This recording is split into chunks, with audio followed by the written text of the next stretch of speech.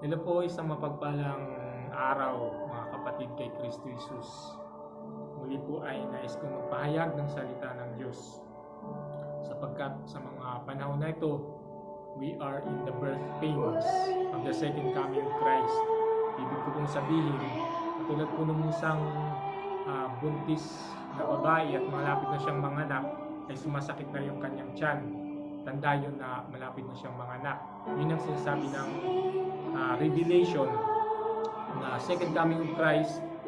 There is birth pains, yun yung signs and wonders in the heaven, yung sunod-sunod na apat na sunod-sunod na blood moon na nataon sa calendar feast ng Israel.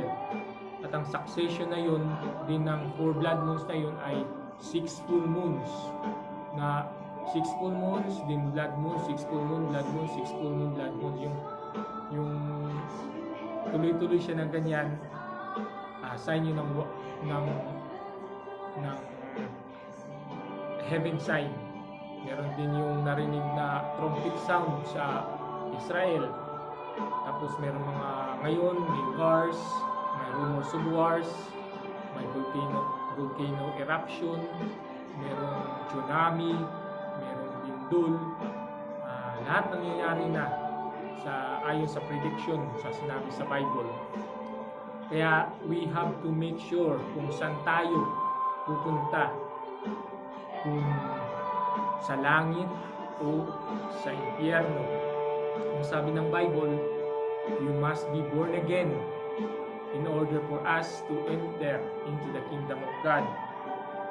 Ano ibig sabihin ng born again? Hindi ibig sabihin na nasumali tayo sa mga grupo ng born again, sa mga sikta ng born again.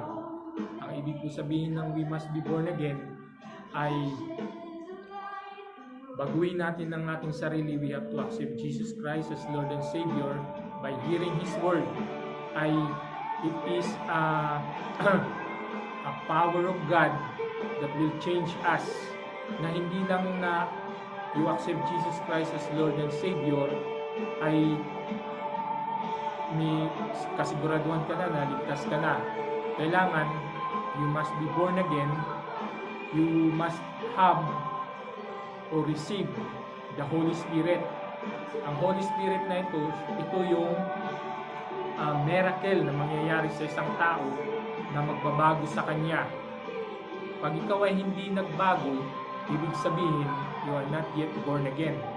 Kung halimbawa, you hear the word of God, the gospel of salvation, tapos, pagkatapos, you accept Jesus Christ as your Lord and Savior, you profess it in your mouth, and you pray the prayer of salvation, tapos balik ka sa dati mong buhay, walang nagbago sa iyo, hindi po yun ang ibig sabihin ng you become born again. Hindi ka pa nun na born again. Ang sabi ni Jesus Christ sa kanyang salita, unless the Father in heaven will give you to me, dahil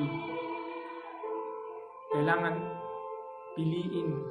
It is the Father in heaven, siyang pipili kung sino ang magiging citizen na sa kaharian ni Jesus Christ.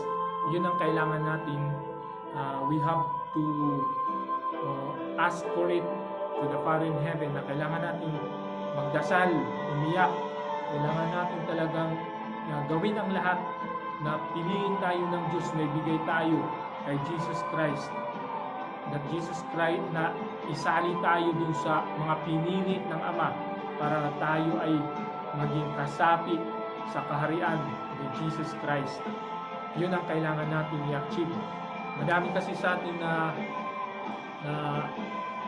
deceive, na porket they pray the prayer of salvation, or they know Jesus Christ as their Lord and Savior, they accept Jesus Christ as Lord and Savior, tapos walang nangyari sa buhay nila, na parang wala silang Holy Spirit, hindi nagbago ang pananaw nila sa kasalanan, patuloy pa rin sila sa pagkakasala, patuloy pa rin sila na namumuhay sa kasalanan, ay ibig sabihin nun na hindi ka pa nagkaroon ng born again experience.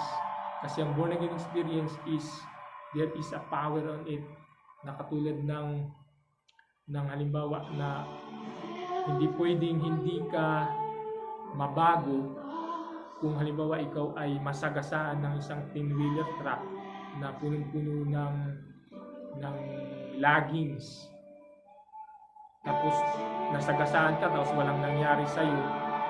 Hindi sa ganun din sa born again experience. If you meet Jesus Christ in your life, ay mas powerful si Jesus Christ doon sa 10-wheeler truck na punong-puno ng laggings. Kailangan may mabago sa'yo, magbabago ka. Yun yung kasiguraduhan mo na you experience this born again, kasi sinasabi ni Jesus Christ, you receive the Holy Spirit, and this Holy Spirit will change your life. Pero hindi naman ibig sabihin na ang born again spirit ay perfect ka na, hindi ka na magkakasala. Yung meron lamang pagbabago sa pananaw mo sa kasalanan. As God hates sin, you must also hate sin. Na yun yung unang-una na palatandaan na kailangan mong malaman na you are in a situation of a born again experience. Na galit ka sa kasalanan, na hindi lang din na pinipilit mo lang ang sarili mo, pinaplastic mo yung sarili mo na kunwari galit ka sa kasalanan, pero hindi mo nararamdaman. Kailangan totoo sa sarili mo na galit ka talaga sa kasalanan. Yun yung power ng Holy Spirit pag ikaw is in born again experience. We have to pray to our Father in heaven in the name of Jesus Christ and in the power of the Holy Spirit, because the Holy Spirit is the helper. Kailangan hingin natin sa ating Panginoong Diyos na piliin tayo para maging kasapi sa citizenship sa kaharian ni Jesus Christ. Yun lang po. God bless you. In Jesus' name, amen. Together with the power of the Holy Spirit, one God forever and ever.